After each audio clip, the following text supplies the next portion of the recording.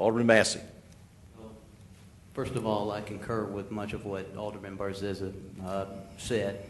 And to the point of asking staff for information, I've sent a request in over a week ago and got it today in my mailbox at 3 o'clock. That doesn't give us a lot of time to review this information. And it's not fair to us as aldermen, quite frankly. So I want to say, I wrote down some notes while everyone was talking tonight, but I want to say, patriotism is supporting your country all the time and your government when it deserves it. It's a quote by Mark Twain. That's kind of how I feel about the city right now. We can oppose this tax increase and still love and support our city. If a tax increase is necessary somewhere down the line, then I'll support it.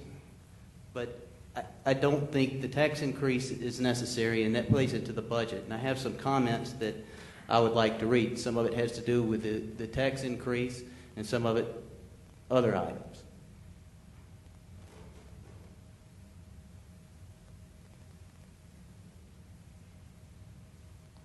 I support schools in Germantown's current levels of services, but I am opposed to the 23-cent tax increase because our excess revenues indicate the tax increase is not warranted in 2018, and the city's financials will remain solid without the increase.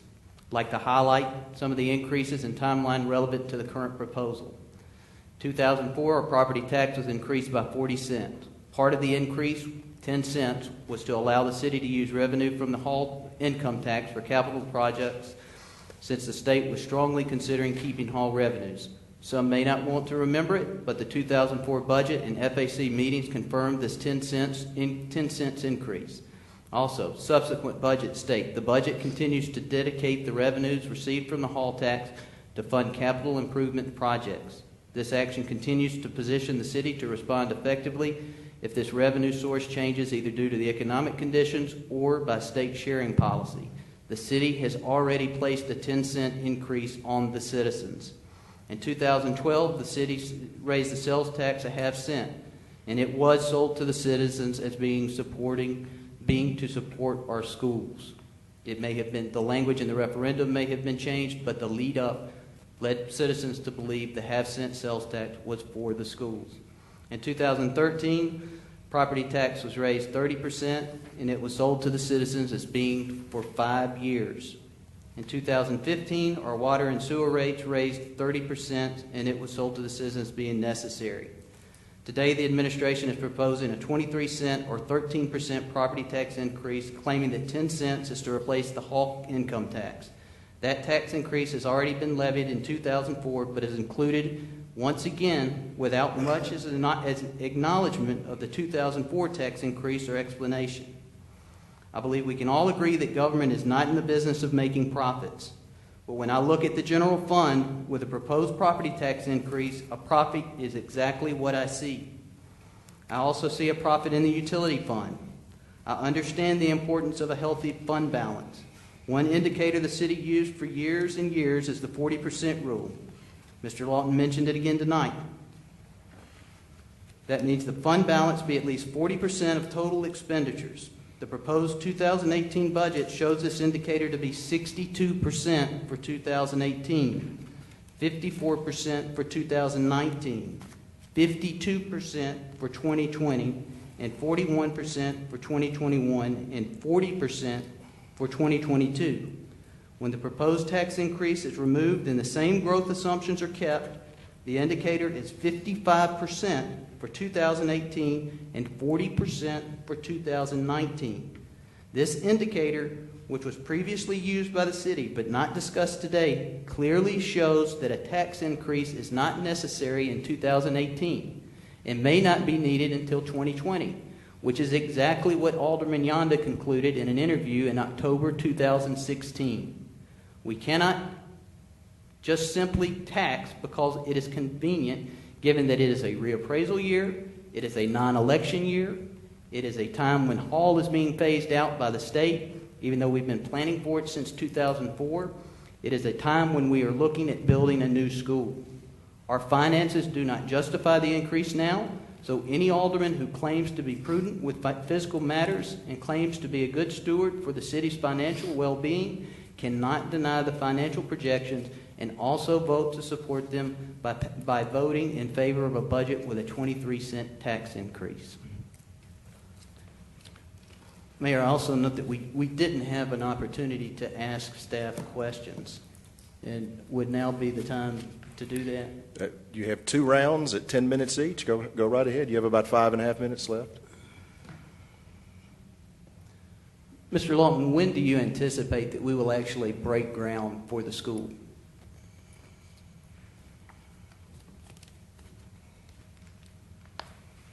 Well, that depends on the approval of the budget. Assuming approval of the budget as presented, the next step would be, and I'm going to get to your answer, the next step would be to move forward with the issuance of the 33.5 or whatever it might be. Now, I'm going to go back with the FAC and look at the impact that the road is going to have on it, but let's assume right now it's 33.5 million. Mayor, we would bring... Point of clarification, is Mr. Lawton's answer eating into my time? I'll try not to. Questions and answers are, yes, part of your time. Okay, so is your answer that you don't know Mr. Lawton? Alderman Massey, with all due respect, I'm getting there. You have to understand... You're dragging it out, though, and I only have 10 minutes, Mr. Lawton. September. Okay, September of what year? I just threw that out there. You let me explain the process. I don't need to know the process. I need to know a date, because it matters. I have to get to the date with you by explaining the process.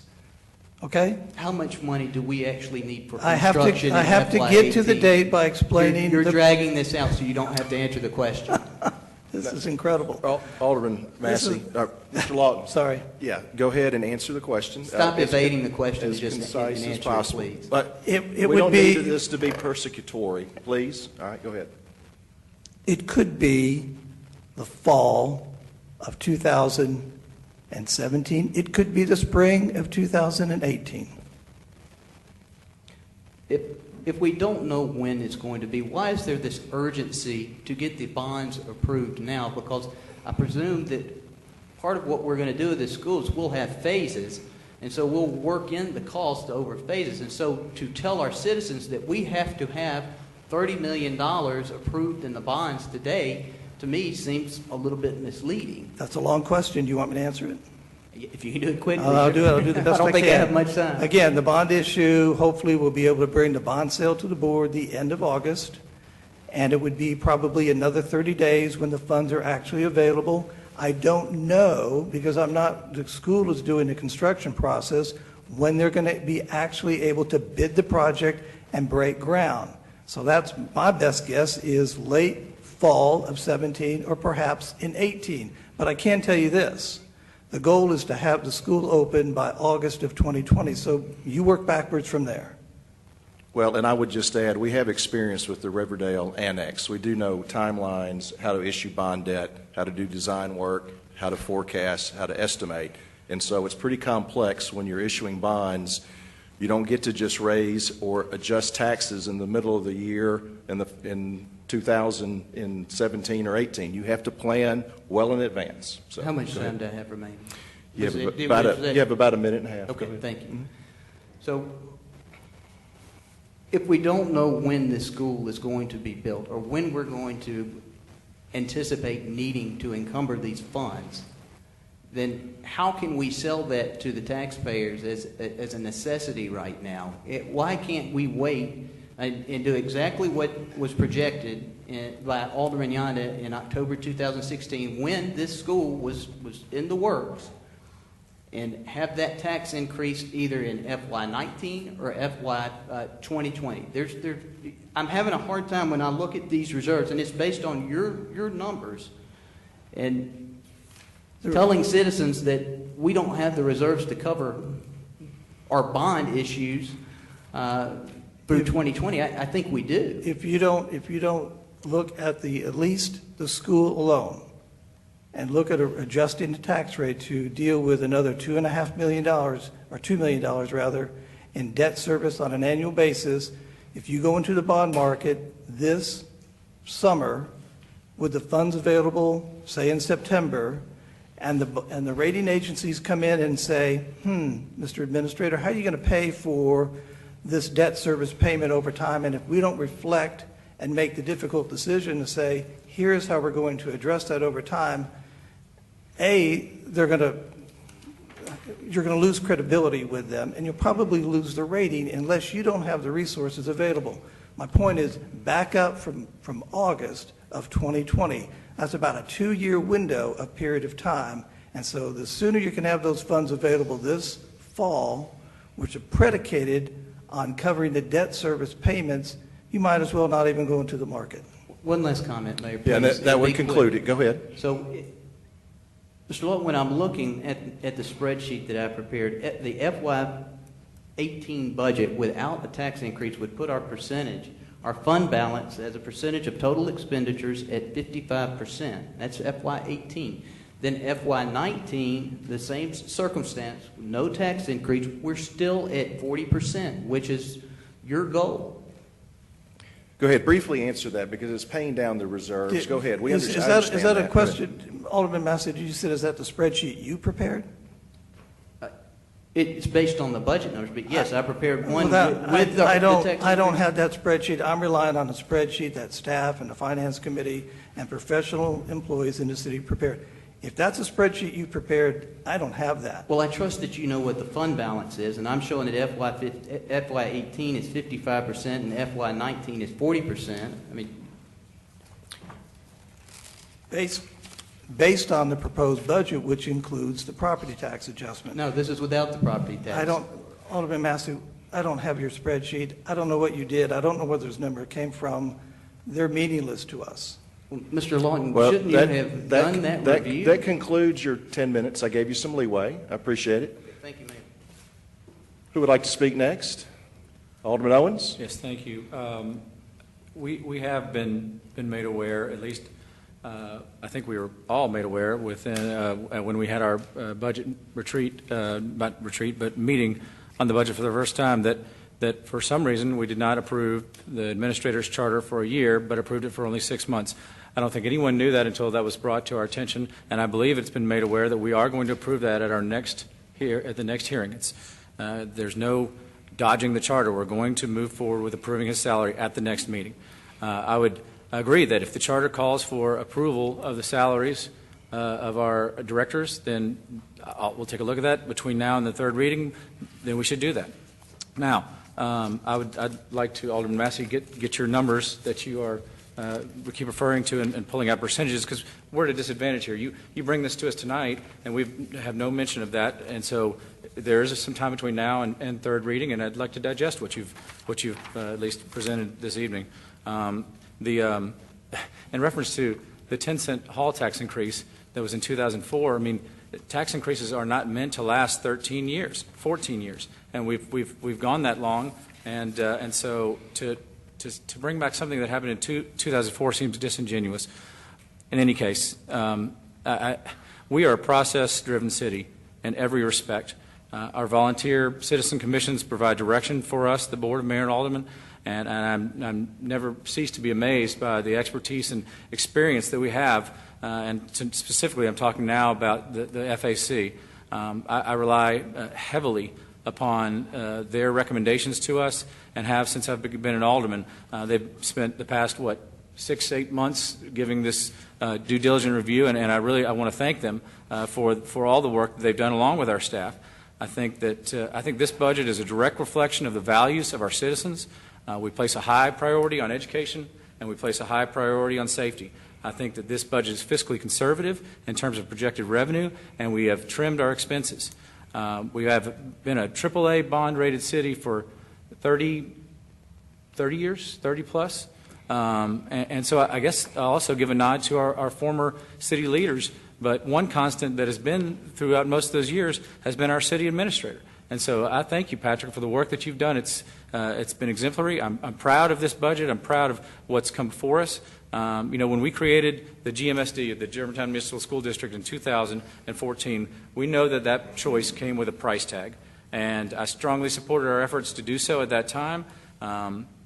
I think we are seeing, as has been mentioned earlier tonight, the economic benefit that comes from that through our schools and our home values that are rising.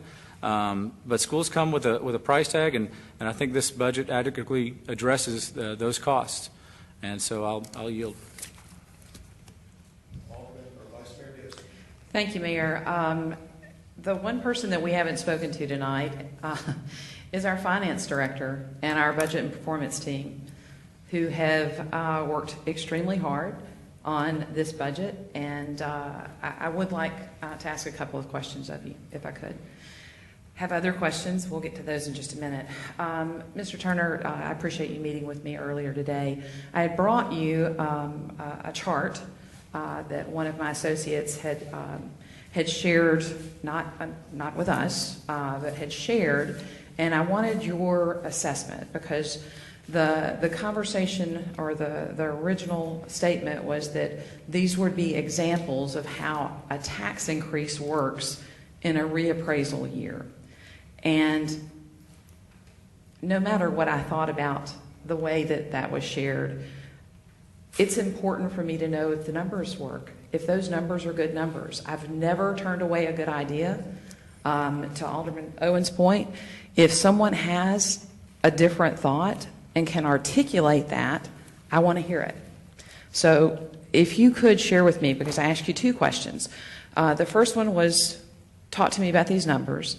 And the second one had to do with those reserves and being fiscally responsible as far as drawing down the fund balance or the reserves. So we'll start with the first one. The first question being, what I thought about that spreadsheet. Yes.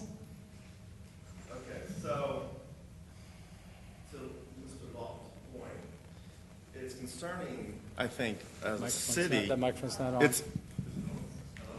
There you go. You got to pull it closer. It's concerning as a city when we don't have any vetting of a spreadsheet, a financial statement. We prepare the financial statements. And with all due respect to you, Alderman Massey, but I've never seen you in my office. And there's a lot of information that gets spread out. And when you do that, you lose integrity in the numbers. And if any point in time you wanted information about any kind of a CAFR, which is complicated, to a budget, to a detailed general ledger, we're available. You can come to my office anytime, and we can. I mean, finance is sexy. I think we can all agree upon that. And you really want to get sexy, come into my office, and we can get sexy because these numbers, we can dive into the numbers. But to put information and spread it out in a spreadsheet without me seeing it or without it being vetted is a very dangerous thing. And to answer Alderman Gibson's question, when I saw that spreadsheet this morning, a couple of things came to mind. The first is that it's very misleading, and it's inaccurate. Point of clarification, what spreadsheet are we talking about? Mayor, if I could answer, it's the one that I passed out in an executive session. Well, I don't think the public has access to that. So do we want to go through the numbers right now, Paul, and you and I can go through them and hash this out? I don't think that's a good idea. That's probably a waste of everybody's time because that spreadsheet hasn't been vetted. I saw it for the first time Well, this let's morning. vet it right now, Paul. Sir, No, Hold let's on. not. sir, Hold on. I have the floor. Folks, yes. Vice Mayor? If go I ahead. could, simply because the time to That's what I do thought. the time to do that vetting is frankly not here.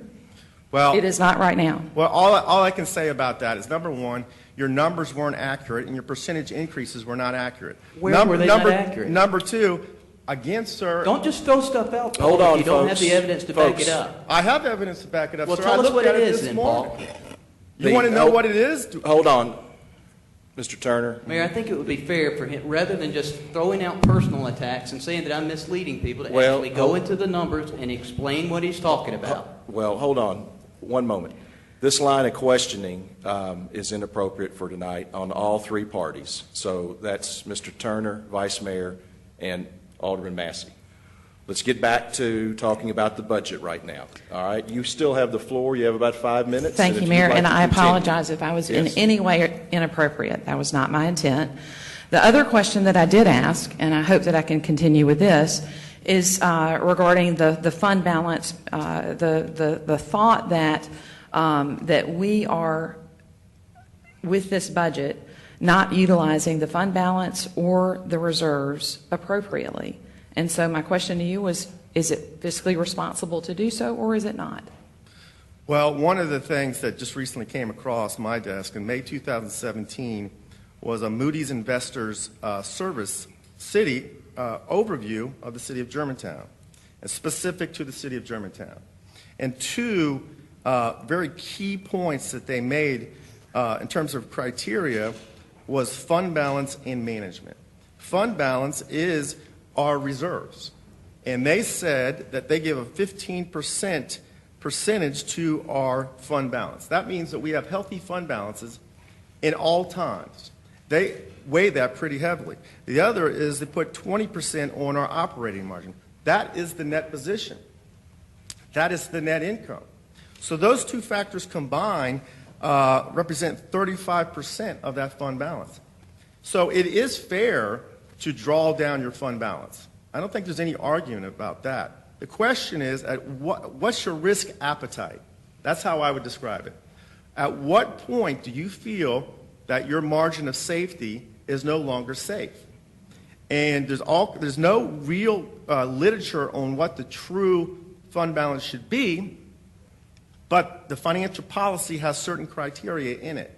We follow that financial policy, and we bake that into our projections. So we feel that that fund balance is a healthy fund balance, and we're drawing it down over the course of the 5 years at a fairly healthy number, but at a safe number, which is consistent with our financial policy. The 40% that's referenced is a practice. It's not a policy. That may or may not be something that the city would want to put in a policy, but that's not a policy. But this fund balance is consistent.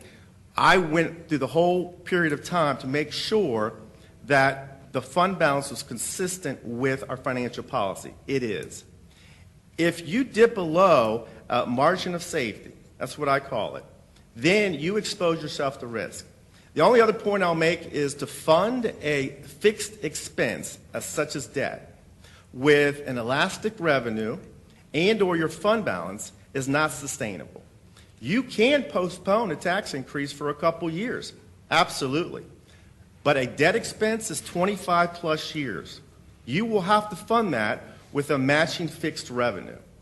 And tapping into your fund balance for 30 years to pay for a debt is not fiscally responsible. Thank you, sir. Let me clarify, if I could, Alderman Gibson and Paul's point about, the not doing that. But remember, we're a AAA city. When the rating agencies come to look at us, they're going to want to know, is there a 5-year financial plan in terms of how are you going to retire this debt? It's not just a 1 year. There are cities throughout this country that do 1 year budget at a time. They've never dreamed of doing a 5-year financial plan. But when we do that, that's so critical for the agencies to say, yes, we're sustainable during that period of time. We're taking care of our business. We can tell the people who are going to buy our bonds, City of Germantown AAA rated, that we have made sure that we're going to take care of that obligation during that period of time. Vice Mayor? I believe the balance of my time is probably close. Is that correct? I'll save my comments for next. Any other comments? This is second round. Correct. Okay, yeah, I would like to follow up on Alderman Barziz's comments about the city administrator's salary. Alderman Yonda said that it had been hashed out and there had been an investigation, but I specifically asked David Harris if there had ever been an ethical or criminal investigation into any of those activities pertaining to the car allowances, to the salaries, and so on and so forth. Alderman Massey, we're currently working on the FY18 budget right now. Well, No, the I'm FY18 responding budget. to what Alderman Yonda said earlier and what Alderman Barziza brought up, though, as it pertains to I don't think that was it'll line be very of quick. questioning on either. We're on FY18 budget, and that's our topic. That's germane to the people's work tonight. Mayor, the point was that there hasn't been an investigation, as Alderman Yonda alluded. It just hasn't Well, been. sir, you're out of order. If you'd like to continue your time with the floor, talk about the FY18 budget, you're more than welcome to. Mr. Lawton, when I hear Mr. Turner on one hand saying that there really is no benchmark for our fund reserves, and then I hear you follow up and say that there's 40%. It's a little bit confusing to me if we are or are not using that 40% as a benchmark, and if it really does or does not mean anything to the bond rating agencies. Because I seem to be getting two different messages, one from Mr. Turner and then one from you. So maybe you could offer some clarification. Alderman Gibson, do you agree with that? You're shaking your head. That's not what I heard him say. It's not what you heard. It's not what I heard him say. Okay. Well, Mr. Lawton, would you like to talk about the? I would, yes, Mayor, absolutely. Yes, the 40%, as what Mr. Turner said was, it's not a written financial policy, but what the 40% does is, and I said it at least twice in my hour-and-a-half presentation, was that it is the amount that protects our designated reserve levels. That's what the rating agencies look like. Do you know what I'm talking about with designated reserves? sure. It's the year's worth of debt service. It's the property tax set back. Those are the things in a community like Germantown, when you looked at the fact that we're landlocked and our economic base, it is such a huge portion of what the rating agencies look at is our strong fund balance. And if you ignore those, if you say, let's issue debt and build a school and, blow through the fund balances within 2 years, that's not what they're looking for, and that's not what this community has expected from its financial stewards over the past 30 years that I've been here. So you have to budget. We do a 5-year financial plan, and you absolutely have to make sure that the fund balances are preserved and in place. And the 40% is the number that helps us guarantee that those designated reserves are going to be in place. If you violate that, if you start playing loose and fast with the fund balance and not step up and do the right thing in terms of what it's going to take to fund that school, that road, make the difficult decisions, when the rating agencies come in here, they're going to say, what happened to Germantown? Well, but we're not talking about just merely funding the budget. Our fund balance is going to be 55% even without the tax increase. We won't reach 40% until 2019. That's still without a tax increase. So we're maintaining our current. Let me finish. Hold on. So we're maintaining our current level of funding, and then the smart growth projects that are supposed to be coming on board, we've been told that they're going to be bringing in a lot more sales tax. And so I just wonder if our projections from our sales revenue has been contemplated in this, and if there really is a need. Because I think things could remain just as they are in the budget without the tax increase, and we wouldn't need another tax increase until FY20. You're certainly entitled to your opinion, but I've been doing this for 30 years and working with the Financial Advisory Commission. We have produced a AAA bond rating during my tenure. We have won every financial award that you can think of because of a very thoughtful, conservative approach. I could think about a number of things that might happen. There's no guarantee. We're probably due for another recession in the next 2 or 3 years. What is that going to do? As Mr. Turner said, you are betting long-term debt on fixed costs on elastic revenues that may not be here. Our